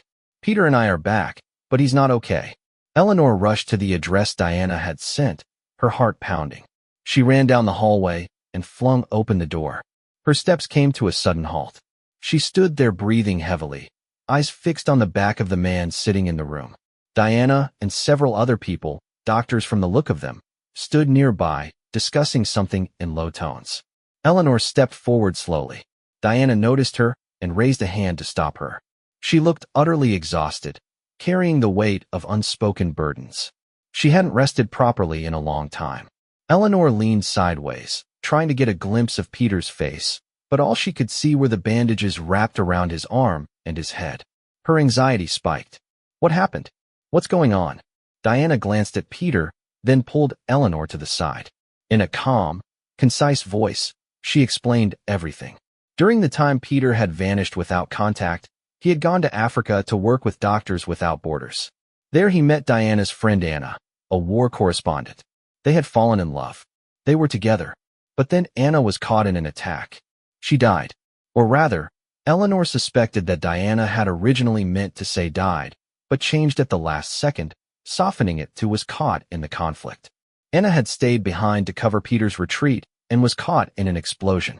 There was nobody, no time, no conditions to search. In the war zone, people died every day. Lives were lost like ants underfoot. Peter was deeply traumatized. Since regaining consciousness, he had barely spoken. It was as if his soul had been left behind in that chaos.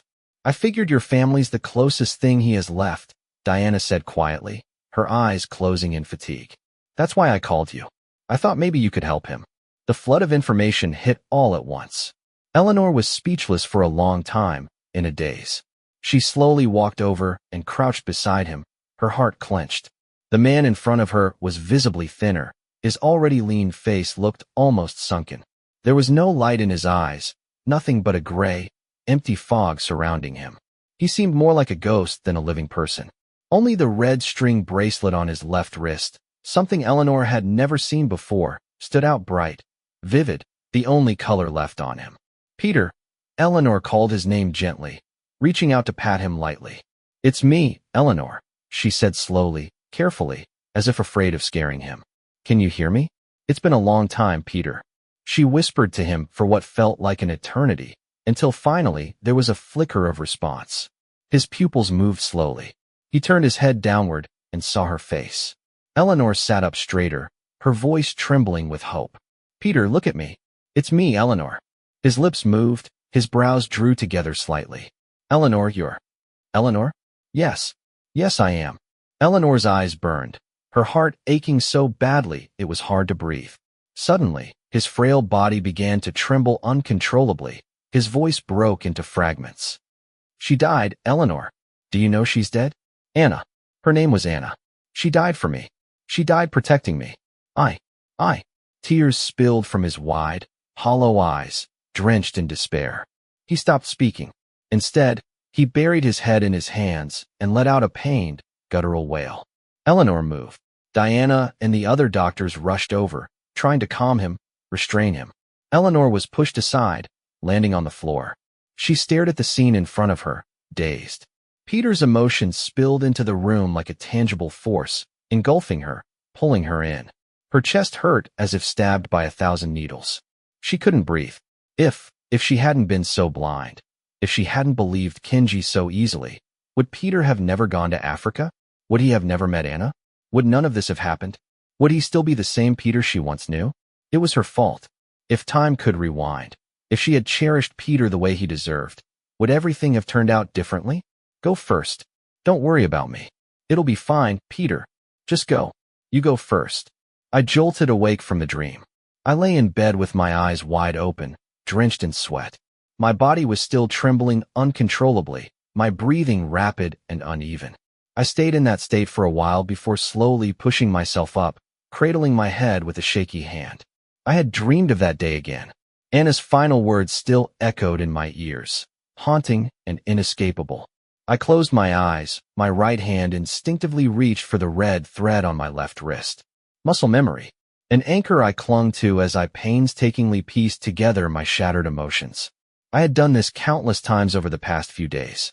Who knows how long passed before I dragged my aching, weak body downstairs. In the kitchen, I poured a glass of water and leaned against the island, sipping slowly. Suddenly, I heard the soft rustling of footsteps approaching. I turned my head and saw Eleanor standing there in silence. We locked eyes for a few seconds. I gave a faint smile. Why aren't you asleep yet? Eleanor's pupils were dark as ink, staring at me as if lost in thought.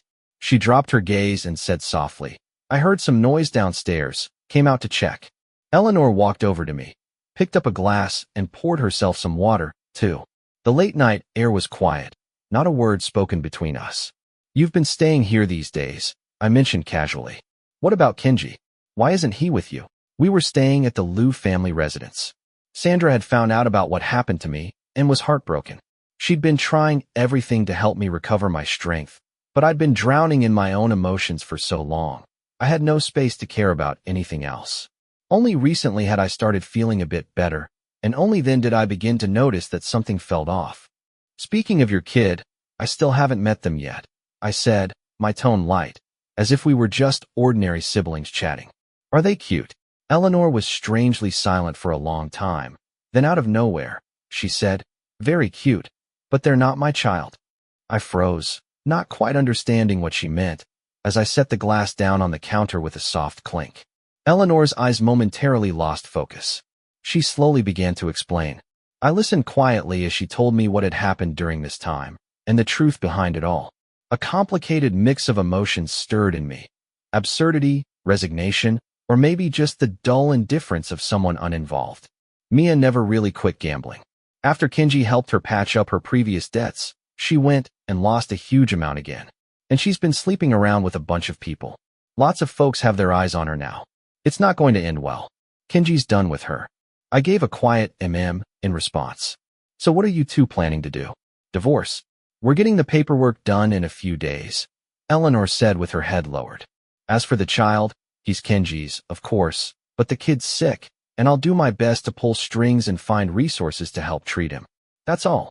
I tilted my head back and drained the last sip of water in my glass, nodding without emotion. Sounds good. Well, I'll just... Peter. Just as I turned to leave, my wrist was suddenly grabbed by a forceful hand. I didn't react. Eleanor clung to my arm, refusing to let go. She was clearly panicked, her words stumbling out. I'm sorry for how I treated you back then. I really am. I know I was stupid and slow to realize what mattered, but I've finally seen it now. I've changed, I swear. Can we start over? Could you maybe still love me again? Her palm pressed against my skin, feeling the protruding bones. It broke her heart how Peter was still so thin, so worn out. She truly wanted to treat him well now, to make up for all those lost years. I didn't shake Eleanor off, nor did I speak for a long time. We just stood there in that posture for who knows how long. At last I spoke. Eleanor, I accept your apology, but let's not. Eleanor's emotions plunged again, stunned as she watched me turn away. I gently slipped my hand from hers. My eyes were calm, yet glistening. There's no chance for us anymore. I really did love you all those years. Even now I'm grateful you once brought light into my life. But the past doesn't come back, and I no longer have the strength to love someone again. The divorce between Eleanor and Kenji was handled quietly and swiftly. Everything that needed to be said had already been said. When they walked out of the civil affairs office, they parted ways without another word. Halfway down the steps, Kenji couldn't help but turn his head, but unlike the endings in movies, no one was waiting behind him. When he looked back, all he saw was the back of Eleanor's car as it disappeared down the road. He stood there for a long moment, dazed, before curling his lips into a self-mocking smile and turning away. Suddenly, his phone lit up with an incoming call from an unknown number. Kenji stared at the screen for a few seconds with a blank expression before pressing the answer button. At once, a voice came through that made his stomach turn. Babe, sweetheart, Kenji, help me. You have to help me. Mia's breathless, frantic voice. If even you abandon me, those people are really going to kill me. Emma, think about Emma. I'm her mother. You really want her to grow up without one? I'm begging you, please save me. I swear I'll change. Kenji listened in silence, his face devoid of emotion. On the other end, Mia sobbed uncontrollably, her pleas pouring out like she meant every single word from the bottom of her heart. Closing his eyes in disgust, Kenji finally spoke. Mia, you brought all this on yourself. Whether you live or die has nothing to do with me. My child doesn't need someone like you as a mother. You're on your own now. With that, he pulled the phone away from his ear. On the other end, Mia fell silent for a beat, then launched into a furious tirade. Amid the onslaught of vile, foul-mouthed insults, Kenji calmly pressed the hang-up button and immediately blocked the number again. He then removed the SIM card from the phone, walked to a nearby trash bin, snapped the card in two, and tossed it in without flinching. Afterward, Kenji lowered his gaze and took a deep, trembling breath. What right did he have to call Eleanor and Peter fools? He was just as much a fool himself. It was like he'd been bewitched, falling for someone like that. Suffocated by the weight in his chest, Kenji found himself wandering toward the park, hoping the air might help clear his mind. In there, he unexpectedly ran into someone. We crossed paths on the winding path through the park, both freezing in our tracks. I stopped, a flicker of hesitation passing across my face. Seeing me begin to turn and walk another way, Kenji blurted out, "Wait." He rushed over, grabbing my arm to stop me from leaving. We sat down on a bench. Maybe it was the nice weather, or the fresh air carried by all the greenery, but for once, we talked peacefully. Kenji had already heard what had happened to me, and there was a quiet sense of sympathy in his expression. He hadn't planned what to say when he stopped me, spent half the time just figuring it out in his head. What kind of person was she? I paused for a moment, then realized who she referred to. Instinctively, My eyes dropped to the red string on my left wrist. Kenji noticed, too, glancing sideways. She gave that to you? Yes. My expression softened slightly as I nodded, as if suddenly caught in memories or maybe just searching for the right words. I stared into space for a long while before I spoke again. She was someone who made you feel safe. Someone who made you believe in courage and hope again. Honestly, I don't even know how to describe her exactly. Just that I loved her very much and I miss her. My voice grew softer as the words trailed off, the ending barely audible. Kenji watched my face, and something tightened in his chest. He was stubborn, almost to the point of obsession. He had never regretted his choices, because they were his to make. But right now, he couldn't stop himself from asking, "Do you blame me? If it hadn't been for me, maybe you and Eleanor could have." I seemed surprised by his question, then I actually gave a faint laugh and shook my head. I don't think like that. Even without you, Eleanor and I might not have ended well. Who can say for sure? I murmured. Without you, I never would have had the chance to explore my own beliefs. I wouldn't have met her, and I never once regretted meeting her. Kenji's throat felt dry. The words, "I'm sorry," hovered on his lips, but in the end, they never came out. I tilted my head back, looking up at the maze of tree branches overhead. Sunlight filtered through the gaps, so bright it made me squint. And then I said softly, "I never regret anything. She was the red thread around my wrist until it became my lifeblood, and she's been with me ever since." 2 years flew by in the blink of an eye. During that time, I carried my backpack and traveled to many corners of the world. My beard grew long, then was shaved short. My clothes went from t-shirts to heavy down jackets. The only thing that never changed was the red thread on my wrist. It never once left me. Strangely, it never wore down or faded. It was as if it had truly become part of me, part of my bloodstream, fused into my life. In every place I visited, I would take a picture of myself. Nothing fancy, no stylish outfits or professional angles. Just a simple smile as if to say to someone, "Look, I'm doing fine." I sent a lot of postcards, one to the Liu family, one to Diana, but I rarely went back. I just kept moving on from one place to the next. "I'm on leave. When are you coming back? It's been forever. Let's catch up sometime." Diana's message lit up the screen. She had been worried about my mental state, especially in the beginning. Maybe she feared I'd snap in the middle of some journey and in my life, so she often checked in. It made me laugh and sigh at the same time, but deep down I knew it was care from a true friend. "We'll see." I typed back. Just as I sent the message, a sudden commotion broke out nearby. Looking up, I saw a middle-aged woman collapse at the entrance of a cafe, clutching her chest. Her face contorted in pain as she struggled to breathe. Someone's having a medical emergency. Call an ambulance. Is there a doctor? Without hesitation, I dropped my bag and ran over, shouting clearly as I moved, "Make way. I'm a doctor." I knelt down and calmly performed an initial assessment of her condition, then pulled an emergency kit from my backpack. "Has someone called an ambulance?" Without even looking up, I asked. When someone said yes, I took their phone and gave a quick, concise report of her status to the emergency line. "What happened? Is she okay?" A woman's anxious voice called out from outside the crowd. My hands froze mid-motion. I jerked my head up. My heart skipped a beat. The world around me blurred. A familiar face etched into my thoughts day and night filled my vision. "Go, Peter." I quickly forced myself to focus again, suppressing every surge of emotion, and continued to rescue calmly. Only when the woman stabilized and was taken over by the medics did I finally exhale in relief. I stood up, legs weak and trembling, glancing around anxiously, my breath caught. She was still there, still standing in the same spot. The crowd had dispersed, leaving only her. At her feet, a cane rested silently. I stood frozen for a long time, unmoving, my eyes slowly turned red.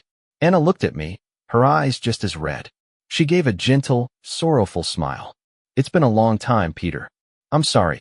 I rushed forward and hugged her tightly, closing my eyes. My tears soaked through her shirt. Anna hadn't died that day. She had narrowly escaped the explosion. Someone saved her. She survived, but her legs were seriously injured.